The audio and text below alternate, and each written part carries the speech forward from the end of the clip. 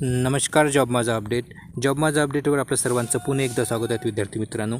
तर जालना जिल्हा मध्यवर्ती बँकेची जी आहेत ते जाहिरात आलेली आहेत विद्यार्थी मित्रांनो, ज्यामध्ये बघा 70 जागांसाठी जे आहेत ते पदभरती निघालेली आहेत. आणि यासाठी फॉर्म जे विद्यार्थी मित्रांनो ते 7/7/2026 तर 18/7/2025 26 जे आहेत ते फॉर्मची तारीख असणार आहेत. तर आज आपण आपल्या या व्हिडिओमध्ये याची जी काही परीक्षा होणार आहेत विद्यार्थी मित्रांनो, ती परीक्षा कशी होणार आहेत, परीक्षा पॅटर्न काय आहेत आणि परीक्षा किती मार्कासाठी होणार आहेत आणि त्याचा जो सिलेबस आहेत त्याची आपण इतकी माहिती घेणार आहोत. सोबतच विद्यार्थी मित्रांनो, यामध्ये जे वेगवेगळे पदं निघालेले आहेत त्यासाठी तुम्हाला सॅलरी किती असणार आहेत, म्हणजेच पगार किती असणार आहेत, म्हणजे सुरुवातीला जे काही ट्रेनिंग पिरियड असते त्या ट्रेनिंग पिरियडमध्ये तुम्हाला पगार किती असेल आणि नंतर पगार किती असेल, तर याचीसुद्धा आपण इथे माहिती घेणार आहोत.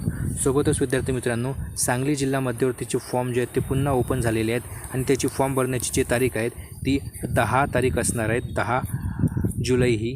तर ज्यांनी कोणीही फॉर्म भरला नसेल त्या विद्यार्थ्यांनी तिथे जाऊन फॉर्म भरायचा आहेत. तर चला तर मग आपण व्हिडिओला सुरुवात करू. तर बघा, सर्वप्रथम आपण विद्यार्थी मित्रांनो ते बघू की परीक्षा विधीन कालावधी म्हणजे प्रोबेशन पिरियड जो असते, या प्रोबेशन पिरियडमध्ये तुम्हाला पगार किती असणार. तर बघा, येथे तुमचा प्रोबेशन पिरियड विद्यार्थी मित्रांनो 3 वर्षासाठी असणार आहेत, ज्यामध्ये बघा 3 वर्षासाठी तुम्हाला पहिल्यांदा ट्रेनिंग पिरियड असेल, प्रोबेशनरी पिरियड असेल आणि या प्रोबेशनरी पिरियडमध्ये तुम्हाला जे काही परीक्षा विधीन कालावधी जे आहेत यामध्ये बँकिंग ऑफिसर क्रमांक 1, बँकिंग ऑफिसर क्रमांक 2 आणि कारकून यांच्यासाठी विद्यार्थी मित्रांनो प्रोबेशन पिरियड असणार आहेत. तर बँकिंग ऑफिसर क्रमांक 1साठी तुम्हाला 7,000 रुपये पगार असणार आहेत, बँकिंग ऑफिसर क्रमांक 2साठी 6,000 रुपये आणि लिपिक कारकूनसाठी 5,000 असा जो विद्यार्थी मित्रांनो तुम्हाला काय तर मानधन देण्यात येईल. आणि हे जे मानधन आहे विद्यार्थी मित्रांनो तुम्हाला काय तर 3 वर्षासाठी तुम्हाला हे मानधन, याच मानधनावर तुम्हाला काम करावं लागेल विद्यार्थी मित्रांनो. आणि त्यानंतर 3 वर्षानंतर तुम्हाला काय तर ते नियमित म्हणजेच परमनंट करण्यात येईल. आणि त्यानंतर तुम्हाला जे पगार असेल विद्यार्थी मित्रांनो, येथे तुम्हाला जे काही पगाराची जे काही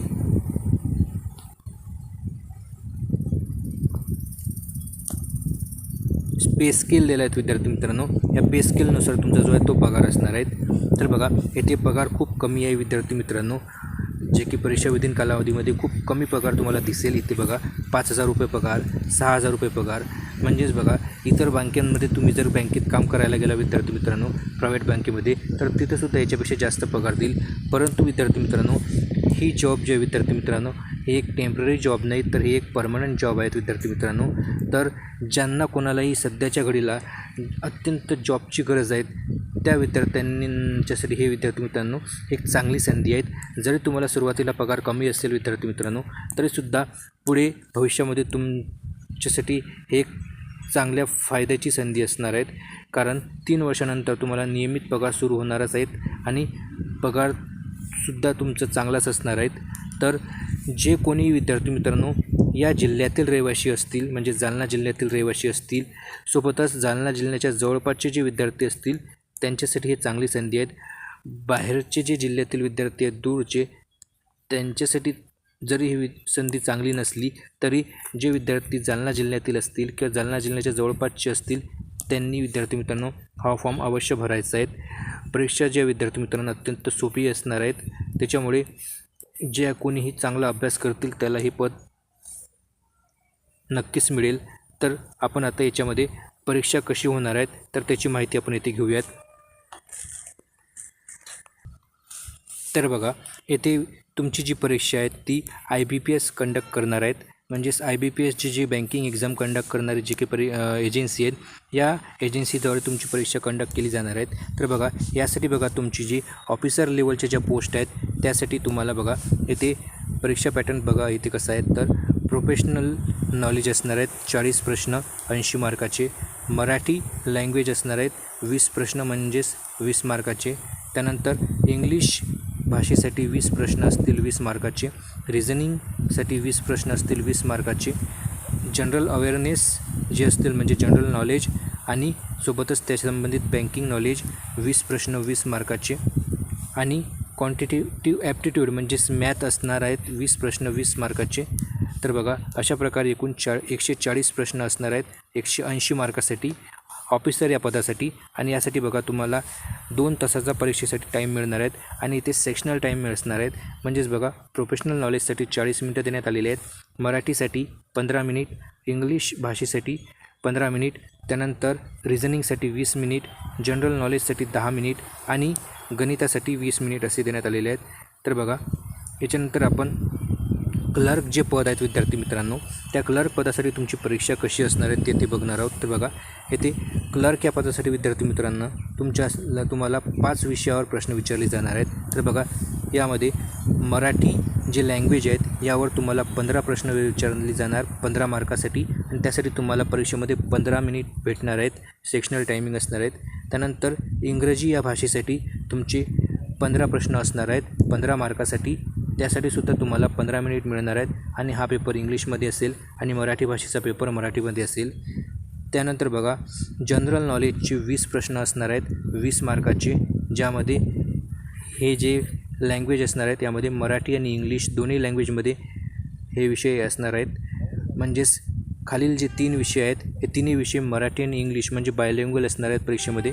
यामध्ये बघा GK या विषयासाठी तुम्हाला 15 मिनिट मिळणार आहेत परीक्षेला. त्यानंतर बघा न्यूमेरिकल ॲबिलिटी म्हणजेच मॅथ यासाठी तुम्हाला 20 प्रश्न येणार आहेत 20 मार्काची 20 मिनिटासाठी. त्यानंतर रिझनिंग ॲबिलिटी जी असते यामध्ये 20 प्रश्न असणार आहेत 20 मार्काचे 20 मिनिटासाठी. यामध्ये बघा तुमची परीक्षा ही 90 प्रश्नाची 90 मार्कासाठी होणार आहेत, ज्यासाठी तुम्हाला 75 मिनिट म्हणजेच 1 तास 15 मिनिट म्हणजे सव्वा घंटा जे आहेत ते परीक्षेत तुम्हाला मिळणार आहेत.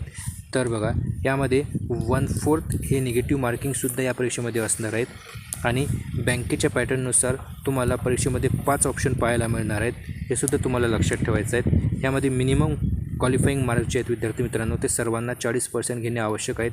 म्हणजे 40%पेक्षा कमी मार्क घेणारे जे विद्यार्थी आहेत तो इथे सरळ नापास होईल. तर बघा अशा प्रकारे विद्यार्थी मित्रांनो तुमची परीक्षा असणार आहेत. तर बघा असा तुमचा परीक्षेचा जो आहे तो पॅटर्न आहे आणि अशा प्रकारचे तुम्हाला जे आहेत विद्यार्थी मित्रांनो परीक्षेत प्रश्न विचारले जाणार आहेत. तर या संबंधित माहिती या संबंधित संपूर्ण जे काही तयारी आहे विद्यार्थी मित्रांनो ती आपल्या चॅनलवर करून घेतली जाणार आहेत, म्हणून आपल्या चॅनलला तुम्ही अवश्य सबस्क्राईब करायचं आहे. त्यानंतर बघा सांगली जिल्हा मध्यवर्ती बँकेचा ज्यांनी कोणीही फॉर्म भरलेला नसेल त्यांनी तो फॉर्म आवर्जून भरायचा आहे, कारण तिथे जागा 444 इतके जागा आहेत आणि तेथे जागा जे आहेत विद्यार्थी मित्रांनो तिथे कोणत्याही प्रकारचे जे आहेत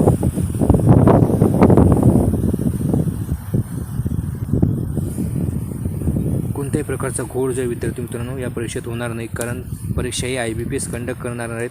त्याच्यामुळे हे एक चांगली संधी असणार आहे तुमच्यासाठी, तर तुम्ही अवश्य अप्लाय करायचं आहे. तर अशाच प्रकारच्या अपडेटसाठी चॅनलला अवश्य सबस्क्राईब करा. धन्यवाद. जय महाराष्ट्र.